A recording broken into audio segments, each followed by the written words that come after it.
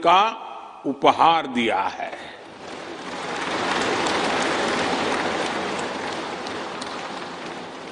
आज सुबह ही संसद भवन परिसर में सर्वपंथ प्रार्थना हुई है। मैं सभी देशवासियों को भारतीय लोकतंत्र के इस स्वर्णिम क्षण की बहुत बहुत बधाई देता हूं।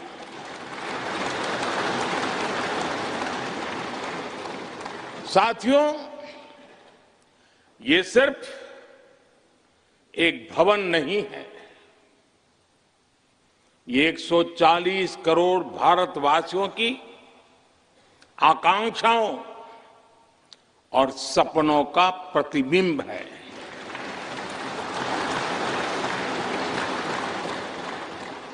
ये विश्व को भारत के दृढ़ संकल्प का संदेश देता हमारे लोकतंत्र का मंदिर है।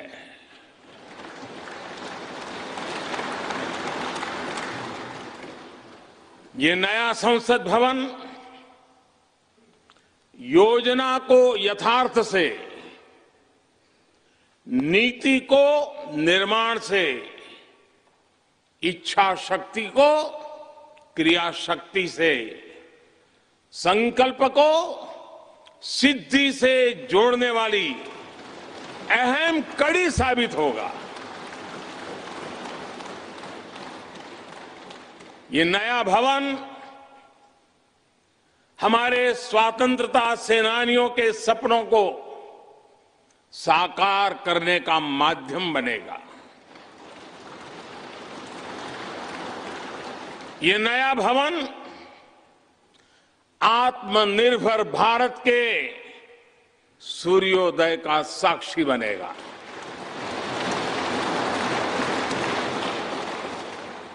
ये नया भवन विकसित भारत के संकल्पों की सिद्धि होते हुए देखेगा। ये नया भवन नूतन और पुरातन के सह अस्तित्व का भी आदर्श है। ये नया भवन विकसित भारत के संकल्पों की सिद्धि होते हुए देखेगा। ये नया भवन नूतन और पुरातन के सह अस्तित्व का भी आदर्श है। साथियों,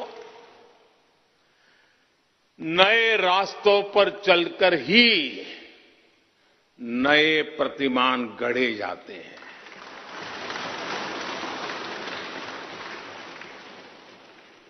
आज नया भारत नए लक्ष्य तय कर रहा है, नए रास्ते गढ़ रहा है। नया जोश है, नया उमंग है, नया सफर है, नई सोच है। दिशा नई है, दृष्टि नई है, संकल्प नया है, विश्वास नया है।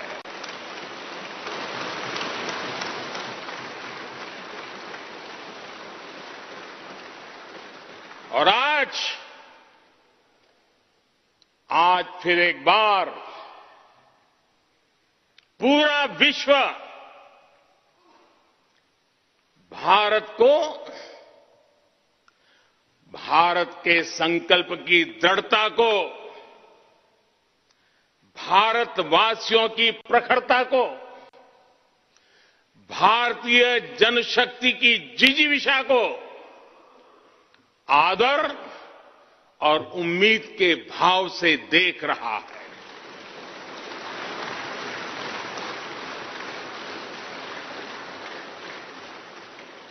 जब भारत आगे बढ़ता है तो विश्व आगे बढ़ता है।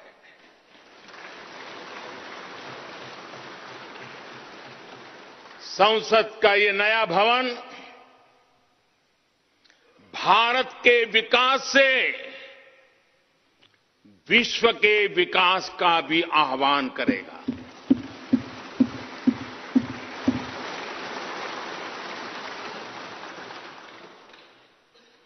साथियों, आज इस ऐतिहासिक अवसर पर कुछ देर पहले संसद की इस नई इमारत में पवित्र सेंगोल की भी स्थापना हुई है।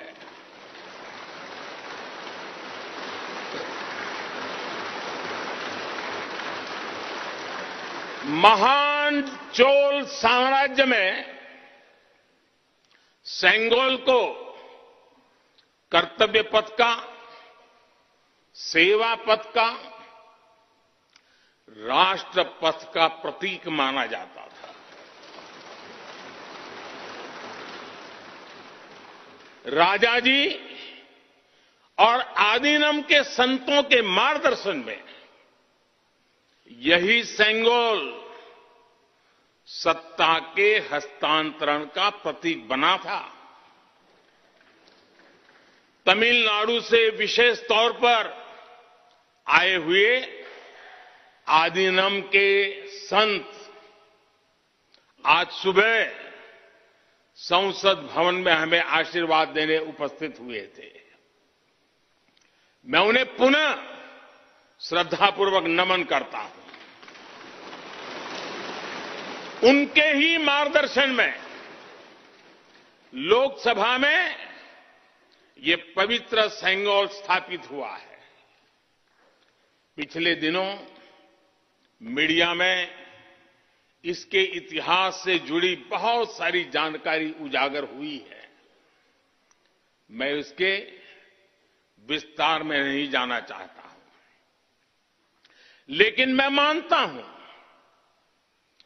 ये हमारा सौभाग्य है कि इस पवित्र सेंगोल को हम उसकी गरिमा लौटा सके हैं, उसकी मान मर्यादा लौटा सके हैं।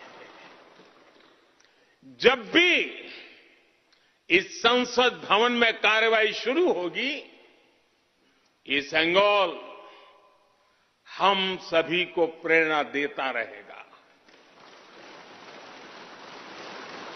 साथियों, भारत एक लोकतांत्रिक राष्ट्र ही नहीं बल्कि लोकतंत्र की जननी भी है, मदर ऑफ डेमोक्रेसी भी है। भारत आज वैश्विक लोकतंत्र का भी बहुत बड़ा आधार है। लोकतंत्र हमारे लिए सिर्फ एक व्यवस्था नहीं, एक संस्कार है, एक विचार है, एक परंपरा है। हमारे वेद हमें सभाओं और समितियों के लोकतांत्रिक आदर्श सिखाते हैं। महाभारत जैसे ग्रंथों में गणों और गणतंत्रों की व्यवस्था का उल्लेख मिलता है। हमने वैशाली जैसे गणतंत्रों को जीकर दिखाया है। हमने भगवान बसवेश्वर के अनुभव मंटपा को अपना गौरव माना है। तमिलनाडु में मिला 900 ईस्वी का शिलालेख आज भी हर किसी को हैरान कर देता है। हमारा लोकतंत्र ही हमारी प्रेरणा है। हमारा संविधान ही हमारा संकल्प है। इस प्रेरणा, इस संकल्प की सबसे श्रेष्ठ प्रतिनिधि अगर कोई है तो ये हमारी संसद है। और ये संसद देश की जिस समृद्ध संस्कृति का प्रतिनिधित्व करती है, उसका उद्घोष करती है, शेते निपस्य मानस्य चराति चर्त भगः चरैवेति चरैवेति चरैवेति। कहने का तात्पर्य जो रुक जाता है उसका भाग्य भी रुक जाता है, लेकिन जो चलता रहता है उसी का भाग्य आगे बढ़ता है, बुलंदियों को छूता है। और इसलिए चलते रहो, चलते रहो। गुलामी के बाद हमारे भारत ने